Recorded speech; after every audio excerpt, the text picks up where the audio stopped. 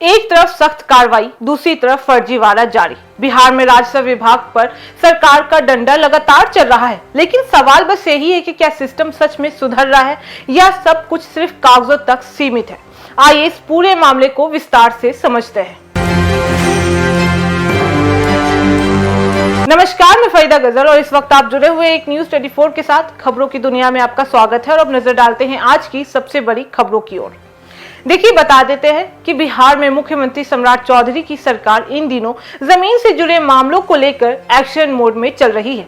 निलंबन, वेतन कटौती, सख्त आदेश, लगातार ऐसे फैसले लिए जा रहे हैं ताकि राजस्व विभाग में पारदर्शिता लाई जा सके। लेकिन इसी बीच एक नया मामला सामने आ गया है, जहां एक महिला अंचल अधिकारी सीओ पर फर्जी डीड के आधार पर दाखिल खारिज करने का आरोप भी लग गया है। जी हां, और यही मामला अब सरकार की कार्रवाई पर बड़ा सवाल भी खड़ा कर रहा है।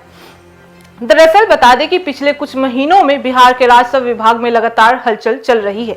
कभी हड़ताल पर गए कर्मचारी पर सख्ती हो रही है, तो कभी सैकड़ों कर्मचारियों का निलंबन, तो कभी पदनाम और व्यवस्था में बदलाव सरकार कर रही है। सरकार ने यह साफ संदेश देने की कोशिश की है कि अब लापरवाही और गड़बड़ी बिल्कुल भी बर्दाश्त नहीं की जाएगी।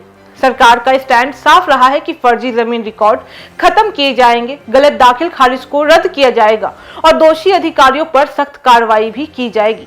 लेकिन अब जो मामला सामने आया है, इसने इस पूरे दावे को चुनौती दे दिया है। जी हाँ, क्या हुआ है इस केस में? देखिए, बता दें कि आरोप है कि एक महिला सीओ ने बिना पूरी जांच किए एक फर्जी डीड के आधार पर जमीन का म्यूटेशन कर दिया है, यानी असली मालिक की जगह किसी और के नाम पर सरकारी रिकॉर्ड बदल दिया गया है। जब पीड़ित पक्ष को इसकी जानकारी मिली है तो उन्होंने शिकायत की है, जांच भी हुई है और मामले को सही पाया भी गया है। इसके बाद संबंधित अधिकारी पर कार्रवाई भी की गई है। लेकिन असली सवाल यहीं से शुरू होता है, अगर कार्रवाई इतनी सख्त है तो फिर गड़बड़ी क्यों? यही इस खबर का सबसे बड़ा एंगल भी है। अगर सरकार लगातार सस्पेंशन कर रही है, वेतन काट रही है, चेतावनी भी दे रही है, तो फिर ऐसे फर्जी काम अभी भी कैसे चल रहे हैं? क्या आदेश सिर्फ ऊपर तक ही सीमित है या नीचे के स्तर पर भी उसका असर नहीं पहुंच पा रहा है? जमीनी हकीकत क्या कहती है? देखिए, बिहार में जमीन से जुड़े मामले हमेशा से संवेदनशील रहे हैं।